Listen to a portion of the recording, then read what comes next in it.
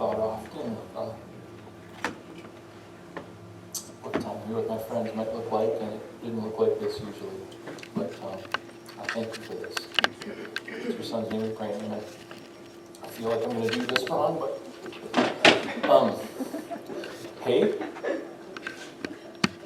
$892,000 given towards missions since this church started. That's pretty awesome.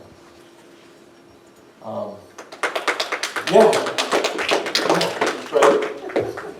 Hey, I just want to, I don't know that we all know each other. My name is Ben. I work with the campus ministry called His House, and if you want to know more about that, we can chat.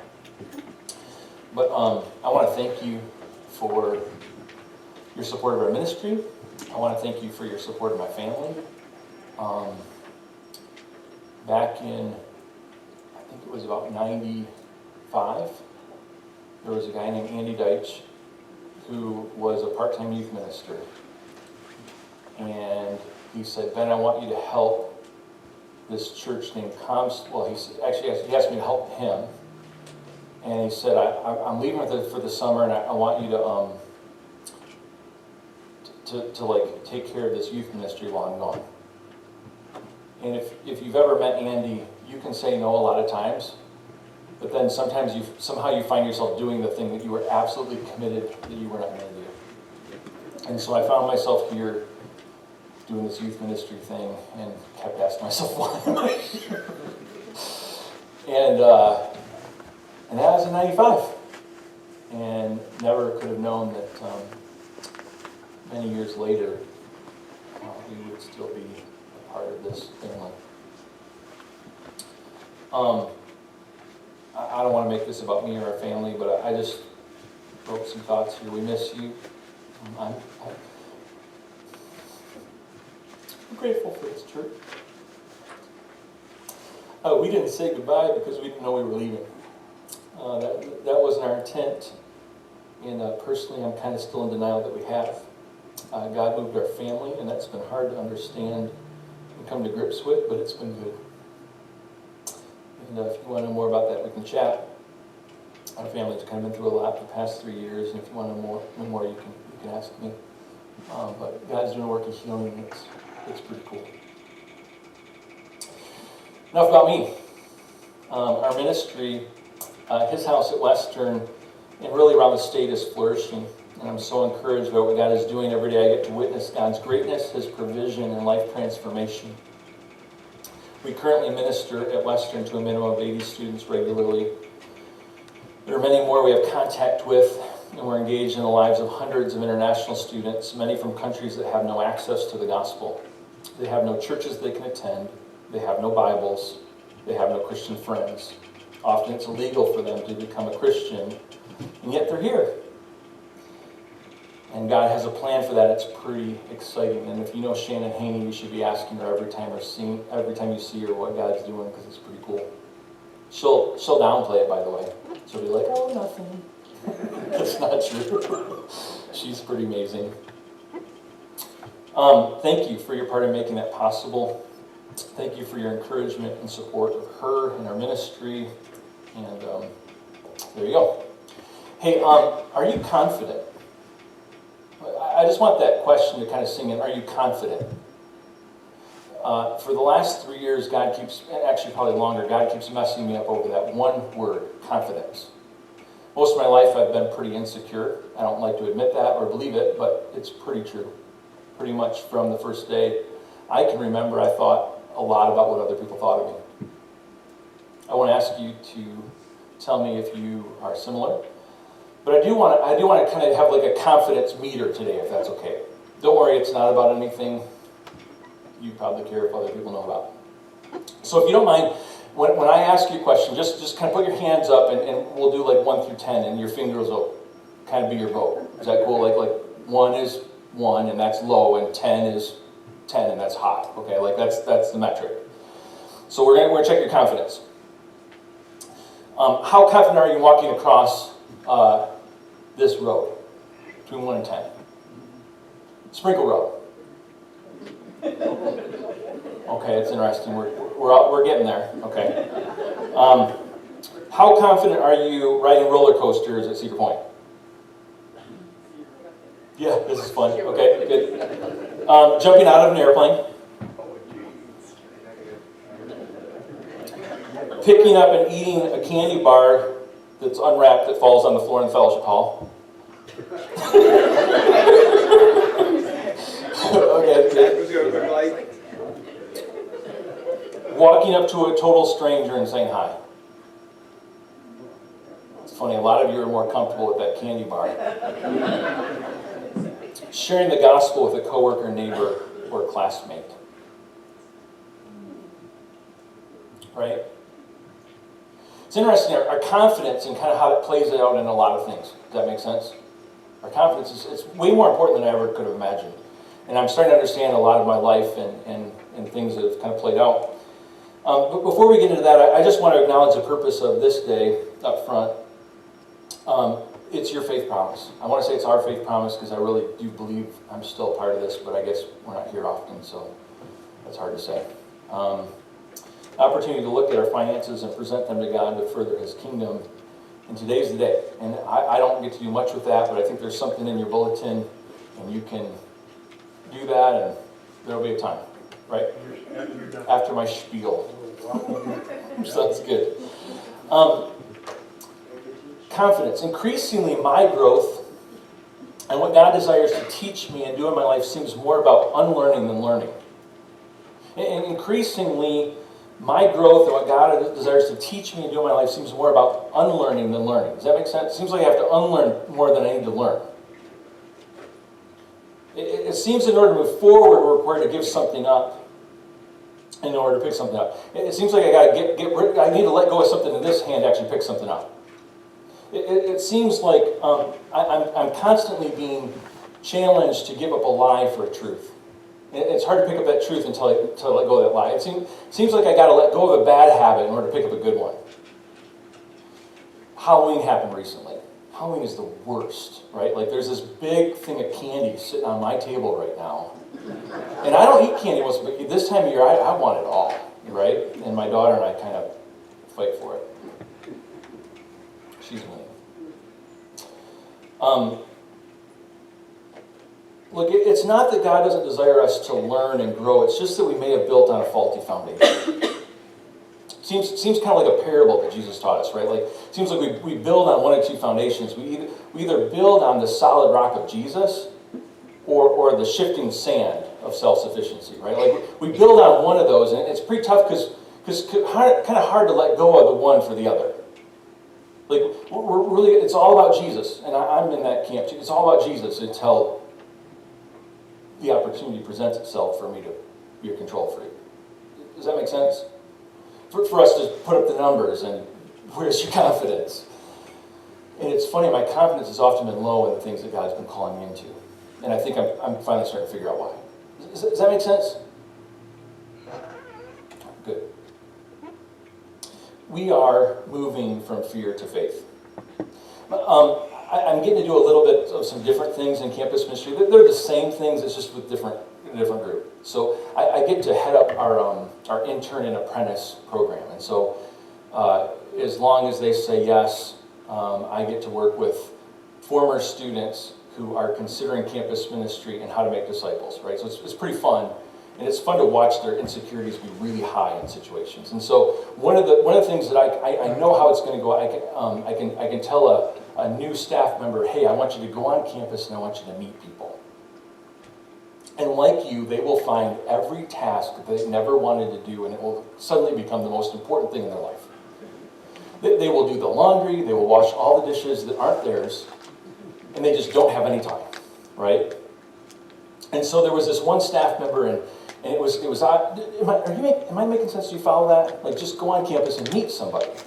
And so this one guy was having a hard time. I said, look, we're going to go meet people today. And I've learned a few things that kind of help with that. And so we went on campus, and I learned that if I put my hand right out there, the people tend to do the same. And I put my hand right out, and this other guy put his hand out, and I said, this is my friend Clay, and I promised him that we were going to introduce him to some people today. Can you help me out? People like to help other people out. It's kind of fun. I said, yeah, well, are you a new student? I mean, how can I help you? And we had a really fun interaction, and we kept going on campus, and Clay, he knows it's coming. And we walk up to a guy, and he says, is it my turn? I say, yeah, it's your turn. So he puts his hand out, but only kind of halfway. And he's going to joust the guy with his hand, right? And we walk up, and he just kind of does this as we're passing the guy. Funniest thing, the guy turns around, and he goes, did you want something? You know what my friend says? No, I didn't want anything. I said, yeah, we thought maybe we could. And they did, this is my friend Clay, and I told him I'd introduce him to some people. And we had this interesting conversation. We just got to know him, right? Like, hey, what's your story, and what do you do here? And turns out he was a nursing student. Turns out his best friend had been shot. And he'd spent the summer being like an in-home health care provider for his best friend. And while he'd been a health care provider for his best friend, who was recovering from a gunshot injury, he got hooked on painkillers, and he become drug addicted. And the guy's just kind of bearing his soul in that moment, that a second before we didn't even know. And it just kind of naturally led to just an obvious question like, can we pray for you? And the guy was like, yeah. And so we just, on the street, while people are walking by, did the thing that Christians keep telling me you can't do, which is meet a guy and pray for him. And we prayed for this guy, and as we're praying for him, I just had this really clear thought. It wasn't an accident that we met this guy today. So we get done praying for him, and you know what he says? I don't really believe in coincidences. I don't think it was an accident that we met each other today. And I was like, yeah, that's what I was going to say. And we exchanged each other's phone numbers, and we went our way. I just want to be clear with you.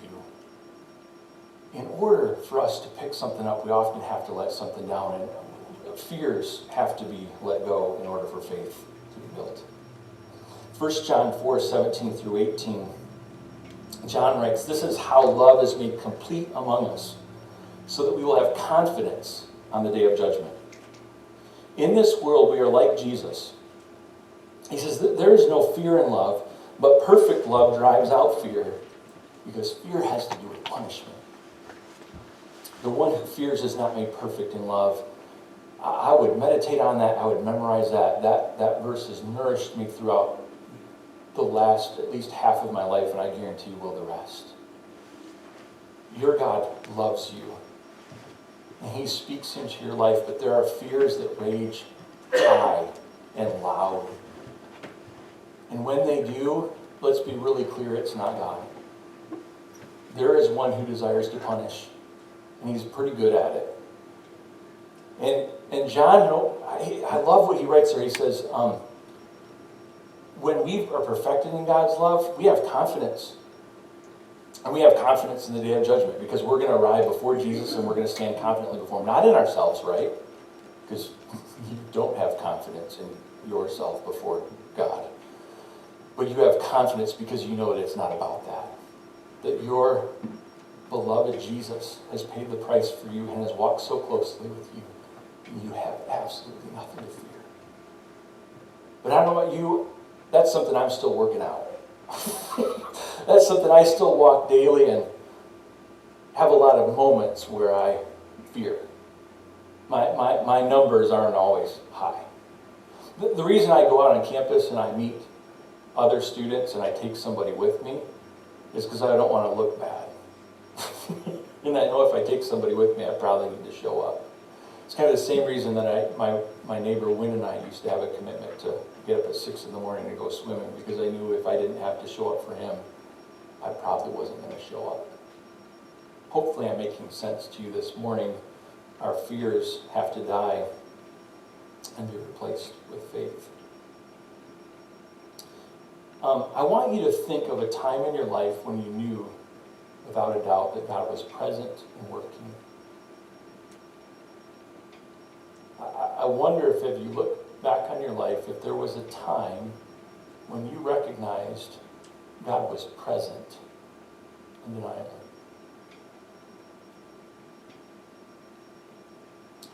I don't know if I have to wait another half hour for that to happen, or if that will happen, but I think it's a valuable question.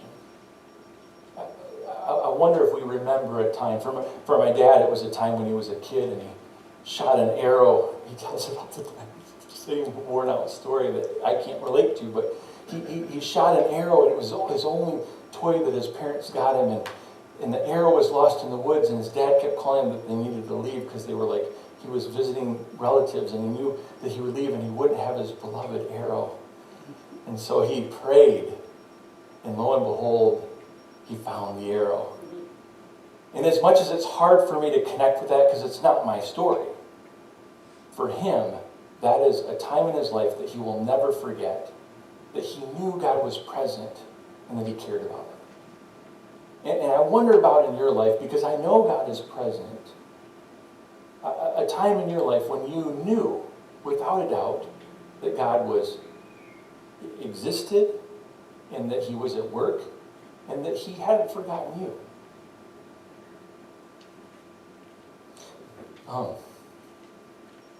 Sometime this summer, and this is a really weird thing for me to say, I found myself increasingly prompted that I needed to read and study in the book of Job. It's a weird thing. I feel like Job. People say that. No, you don't. I mean, until like God takes away really everything you've ever had, like your family, everything you own, and all you're left with is like, I don't know, a knapsack to wear. But for whatever reason, this summer, increasingly I felt that I needed to study in the book of Job. And I think I just felt that I needed a new understanding of suffering. Right? I needed to better understand what it is and what God's purpose for it is and how we walk in that well. And suffering has a way of creating like kind of a singular question. It's funny because I thought that, I know that to be true, and then I wrote down multiple questions. But suffering has this way of presenting us with this one ringing in your ear question, and it's really like, God, are you here? And do you care? Does that make sense? Suffering has a way of just echoing in you, where are you? Does that make sense? God, are you with me? Are you true? Are you good? And are you worth it? And people arrive at the other side of that in different ways. But it does provide the opportunity for that question. 2 Corinthians, I realize I didn't prompt you with or give you enough time. 2 Corinthians, we're going to hang here for a little bit. Starting in chapter 1, verses 8 through 10. I noticed that your kind of theme verses or pray through verses are in 2 Corinthians, so I was kind of digging that this morning. But 2 Corinthians chapter 1, verses 8 through 10. It was actually Clay, the intern, that taught me. He was like studying something, he was like, shared this passage with me, and I was like, oh, that's really good. I need that. And Paul writes, we do not want you to be uninformed, brothers and sisters, about the troubles that we experienced in the province of Asia. We were under great pressure, far beyond our ability to endure. So that, I want you to catch this line, so that we despaired of life itself. Right? Like, that's not small. Are we going to die? And maybe we should, right? I mean, we despaired of actually life itself. Indeed, we felt that we had received the sentence of death, but this happened that we might not rely on ourselves, but on God, who raises the dead. That phrase now echoes in my head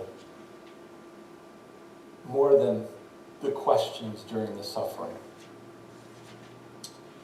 This happened that we might not rely on ourselves, but on this God that raises the dead. This God that reigns in power. This God that has the ability not only to take us through our circumstances, but do an amazing work. He has delivered us from such a deadly peril, and he will deliver us again. On him we have set our hope that he will continue to deliver us. I want to be clear. God uses the things of this life to teach us things that we will need to experience for this life and the life to come.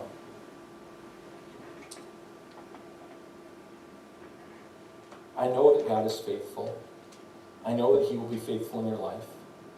I know that he will be faithful in this church. And I know that there will be suffering.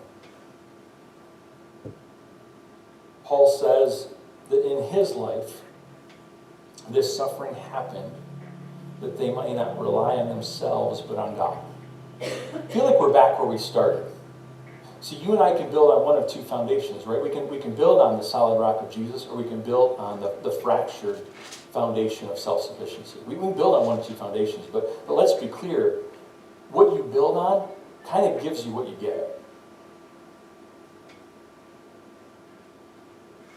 The God who saved them and would save them again, the God who comes in power and authority, not the puny efforts that we're often familiar with. I just want to be clear, Jesus is right now restoring families. Like, I'm not saying like theoretically somewhere maybe, like in a land far away. I mean like right now, in this moment, Jesus is restoring families. Jesus is right now healing individuals. Jesus is right now reaching people that you and I have claimed are like impossible to reach. I guarantee you. He is reigning in power and he's actually doing things.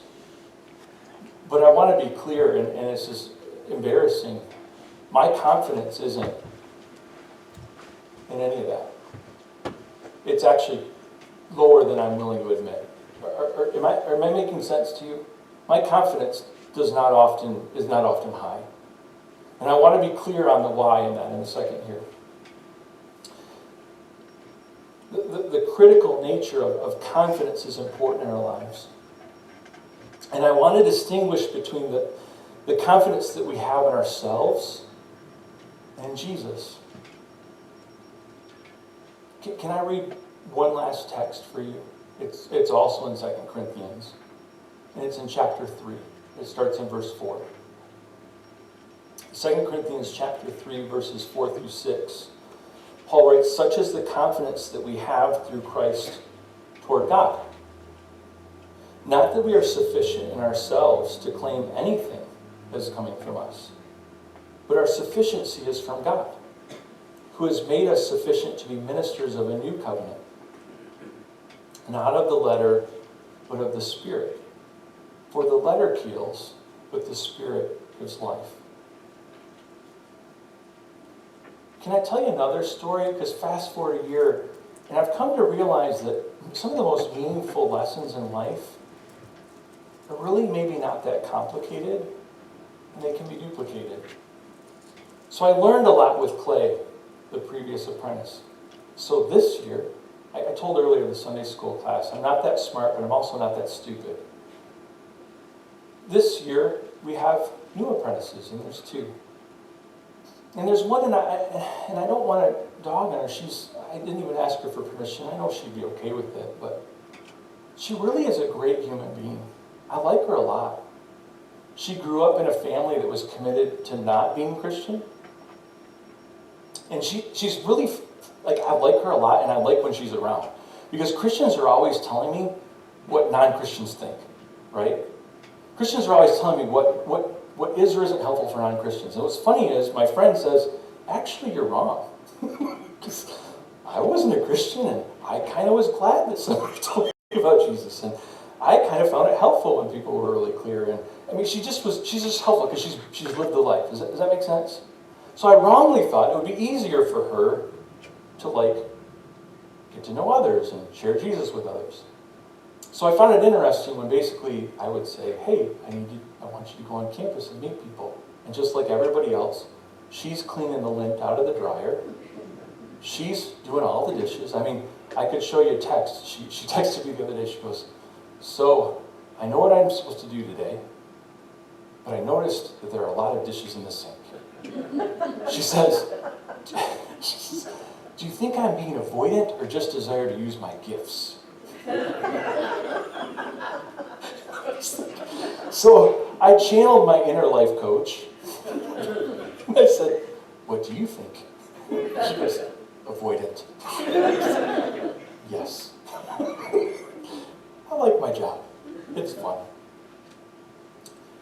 A week or so previous to that, I was sitting with her on campus and just praying, and while in an interaction with her, just kind of asking God, like how does she get what she needs? Because I didn't really know how to give it to her. I don't know about you, like with kids, like sometimes the only way I know how to parent is just to like yell at you, right? Like Like, the only my parents, like, stop doing what you're doing. Like, really, just do it the right way, like, which never helps, but it doesn't change my approach, right? So I've learned, and I was praying, like, how does she get what she needs? And so we were just sitting there talking and kind of like really doing all the same things that I shared with you. Like, how do we replace fear for faith? And how do we replace like a lie with truth? And I knew in my spirit what I needed to do was walk with her on campus, and we needed to do it together. We needed to go meet somebody together. And so we're just kind of talking and working some things through, and she was just sharing some things earnest from the heart that made it difficult for her. And at that time, there's a lot of like students walking on campus, right? And we get done, and I look up, and there's not a single student we found. And I'm like, are you kidding me? Like, we're supposed to go meet people, and there's nobody. And so we go walk in, and thankfully this girl comes around the corner, and I'm not an idiot, so I put my hand out, and this girl kind of puts her hand out, and I mean, it's a tired old thing, but it's what I know. And I said, I'm going to introduce you to my friend, or I promised her that I'd introduce her to somebody, and they did. Can you help me? And the girl said, yeah, like, where are you from, and what are you doing? And we had a fun interaction there, and got to know her. And similarly, because I think God had prepared that moment, the girl shared, because we asked if we could pray for her, and she shared about her sister who has this really difficult health situation. Asked us if we could pray for her, and we offered to pray for her on the spot, and we did. As people are walking by, we're just praying for this girl. And she got a little teary-eyed, and she thanked us. And as we're walking away, my intern friend was kind of in shock, kind of like that verbal processing thing. She was just walking, she goes, wow, that was easy. And then I'll never forget what she said next. She goes, what do I do when you're not here? And I said, well, what do you mean? She says, well, what do I do when you don't say, I'm going to introduce, like I promised that I'd introduce you to somebody? And I said, well, you can say hi. She goes, yeah. And we had a fun little moment there, right? Which doesn't mean it's necessarily gotten fully easier for her. But I want to be clear, our confidence seems to be the critical piece, to me. And I want to be like crystal clear about that. So I'm just telling you from my perspective. If my confidence is in me, it's low. And I'm either not going to engage, or I'm going to do so in a way that lacks power. If my confidence is in Jesus, I'm emboldened by him, in his reputation, not mine, that I walk in. I'm given new zeal and strength to walk in. You see, when it comes to God's mission, I think a critical piece is where my eyes are. Are they on Jesus and what he has done in my life? And his love for this other human being? What might become in their life if they were to walk with him? His great ability to do miraculous things? And my excitement over that possibility. And I put a little footnote here. Honestly, in my life right now, it's like Christmas morning. Because I'm always wondering, like, what are you going to do in their life? Because I really don't know. And maybe nothing, but it's like Christmas morning. When you wake up and you kind of open it and like, what is there? Like, what might you do in that person's life? That could be pretty exciting. When I'm thinking about what Jesus is going to do. Or, big or, which is more normal for me, I can have my eyes on myself. My weakness, my insecurity, my fears, how I'm going to be perceived. Do you like me? Do you think I'm weird? Yes. Right? Like, that's already answered. And how I'm not really enjoying this. But it's my Christian responsibility, right? Like, Jesus told me to go, so I have to, right? Go figure, when my eyes are on me, like, everything falls apart. Everything. For me. So I just kind of have one clear question for us this morning. And then I wrote two. Where are your eyes? Where's your confidence? Are we building our lives on the solid rock of Jesus? Are we finding our confidence in Him? Or are we building our lives in this church on the sifting sand of our self-sufficiency? My prayer for my life and yours is that we walk in obedience and that we walk in confidence. If you would, I just want to ask you to think about something that God's calling you to be obedient in. I wonder if there's something that you now know of that you believe God wants you to be obedient in. And I wonder if you'll tell somebody about that they might encourage you in that. Second, I wonder if I might challenge you to initiate with a coworker, a neighbor, or a classmate. And I don't know how, right? Like, I don't know that, like, oh, you're going to share the gospel with them and you're going to tell them they need Jesus. I don't know. Maybe you could just share some genuine concern and interest in their life that they don't know about previously. Some genuine care for them. Maybe an acknowledgement of something you see in them that they may not even know themselves. A way that you perceive something that God sees about them. Maybe you'll ask them if there's anything you can pray for them about. I don't know. That's up to you and Jesus to work out. But I just wonder if there's a coworker or a neighbor or a classmate that you might kind of take the risk, right? And be confident in what Jesus might do, not in your own whatever. Today's faith promise. It's an opportunity to look at our finances and present them to God to further His kingdom. Today's a big day.